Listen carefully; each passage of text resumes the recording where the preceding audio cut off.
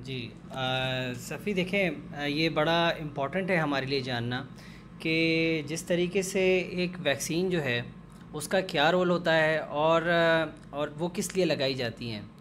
Vaccine का जो बुनियादी रोल है, जो कि हमेशा से हमें पता है मेडिकल साइंस को, और लोगों में ये क्यों लगाई जाती है, इसका मेन वजह जो है वो ये है कि उसकी इम्यूनिटी को बूस्ट किया जाए, यानी उसकी क़ुव्वत मुदाफ़ियत को स्ट्रॉन्ग किया जाए, चाहे कोई भी बीमारी हो। अब अगर हम कोरोना वायरस की जो बीमारी है, जो वबा इस वक्त फैली हुई है और वो किसी तरीके से कंट्रोल में नहीं आ रही, इसका जो सबसे बड़ा रे ऑफ लाइट है वो ये है कि हम किसी तरीके से कोई एक वैक्सीन ऐसी बना लें जिसकी वजह से हम इस कोरोना की जो वबा है इस पर काबू पा सकें।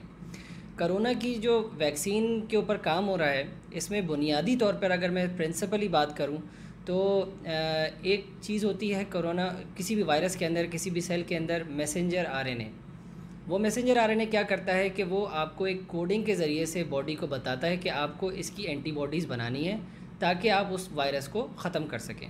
जब भी हमें कोई इन्फेक्शन होता है तो हमारे ख़िलाफ़ एक क़ुव्वत मुदाफ़ियत जनरेट होती है, जिसकी वजह से वो उसको मारती है और कोरोना वायरस को ख़त्म करती है। इन्हीं बेसिस के ऊपर रहकर आपने जो कंपनीज़ हैं उन्होंने डिफरेंट रिसर्चेस की और उसके बाद वो सामने आए मजमूई तौर पे कि कुछ वैक्सीन्स बनाई जाएं जिसमें किसी कंपनी ने मैसेंजर आरएनए को अपना हदफ बनाया और किसी ने डीएनए को अपना हदफ बनाया कि वो अंदर जाकर सेल के और उसमें मैसेंजर आरएनए को बनाए और फिर वो उसके ज़रिए से एंटीबॉडीज़ बनाए। तो ये कुछ टेक्निकल बातें थी।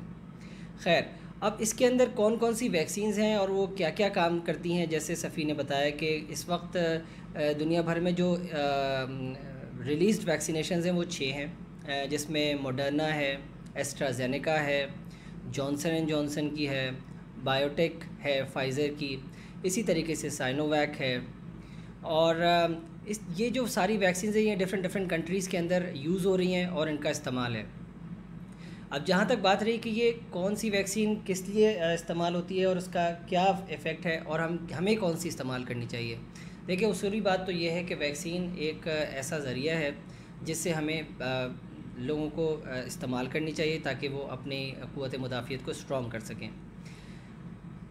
जो अब हम शुरू करते हैं, पहली वैक्सीन जो फाइज़र बायोटेक के नाम से आती है, ये वैक्सीन जो है, ये वैक्सीन मैसेंजर आरएनए को इस्तेमाल करती है, यानी एक ऐसा कोड जो कि सेल के अंदर जाके ये बताता है कि आपको कोरोना वायरस के लिए कुछ एंटीबॉडीज़ बनानी ताकि आपकी इम्यूनिटी बेहतर हो सके।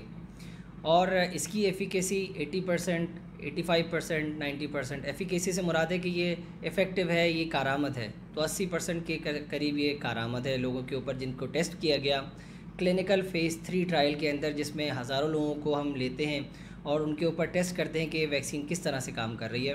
तो उसमें ये देखा गया कि 80 से 90% लोगों के अंदर इसकी इम्यूनिटीज़ डेवलप हो गई है और लोग इससे प्रोटेक्ट हुए हैं। लेकिन ये बात हमें मलहूज़ ख़ातिर रखनी पड़ेगी कि ये सारी चीज़ें इस वक्त रीसेंट डेवलपमेंट में से है।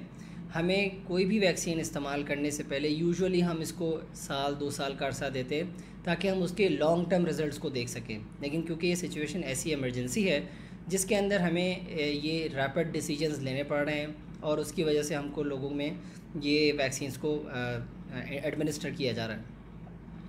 एक वैक्सीन है जिसको हम कहते हैं एस्ट्राजेनेका, जो कि आम तौर पे इस वक्त के सऊदी अरब के अंदर अवेलेबल है, यूके के अंदर अवेलेबल है। और इसमें क्या होता है कि इसके अंदर एक डीएनए का कुछ टुकड़ा लिया जाता है जो कि वैक्सीन के ज़रिए से इंसान के अंदर एडमिनिस्टर किया जाता है। वो मैसेंजर आरएनए को बनाती है ताकि वो आगे जाके काम कर सके। यानी मैसेंजर आरएनए से आगे का जो काम है वो फाइज़र बायोटेक जो बना रही है वैक्सीन वो भी वही है, एस्ट्राजेनेका जो वैक्सीन बना रही है वो भी वही है। लेकिन एस्ट्राजेनेका थोड़ी और पहले से उसको लेके चल रही है, जबकि फाइज़र बायोटेक की जो वैक्सीन है वो मैसेंजर आरएनए से ऑनवर्ड्स बनाती है। तो एक तरीके से जो इस तरह का जो फ़र्क है वो तो सेम है। जो एस्ट्राजेनेका है उसकी एफिकेसी कितनी है, उसकी एफिकेसी भी 62% कहते हैं, 70% कहते हैं। लेकिन जो ये 62% बज़ाहिर कम लग रही है बनिस्बत फ़ाइज़र के। फ़ाइज़र वाले 80% कह रहे हैं। वो क्यों? क्योंकि उन्होंने जो अपना एंड पॉइंट बनाया है वो ये है कि लोगों को कितने सिम्टम्स हुए कोरोना के, जबकि इन्होंने बाकायदा से टेस्ट किए हैं। तो जिसकी वजह से जो जिनको हम एसिम्टोमेटिक कहते हैं वो लोग जो हैं उनको भी उन्होंने टेस्ट किया, जिसकी वजह से उनकी एफिकेसी बज़ाहिर कम है। लेकिन अगर मजमूई तौर पे देखा जाए तो एस्ट्राजेनेका हो या फिर फाइज़र की बायोटेक की वैक्सीन हो, ये दोनों का जो है वो तकरीबन एक ही एफिकेसी है। अब हम आ जाते हैं तीसरी वैक्सीन की तरफ, जिसको कहते हैं साइनोवैक के नाम से जो मिलती है, जो कि चाइना के अंदर है, पाकिस्तान के अंदर है। इसके अंदर वो मुर्दा कोरोना वायरस को लेते हैं, यानी कोरोना वायरस को लिया, उसको मारा, लेकिन उसकी ऊपर की झिल्ली को उसी तरीके से छोड़ दिया ताकि वो झिल्ली बॉडी के अंदर जाए और वो अपनी एंटीबॉडीज़ बनाए। वायरस के अंदर ये सलाहियत नहीं होती कि वो वायरस जो हम वैक्सीन के ज़रिए से डाल रहे होते हैं उसके अंदर इस वक्त ये सलाहियत नहीं पाई गई कि वो कोरोना को कर सके, लेकिन उसके अंदर ये सलाहियत होती है कि वो कोरोना के जैसे असरात पैदा करके उनकी एंटीबॉडीज़ को बूस्ट कर सके।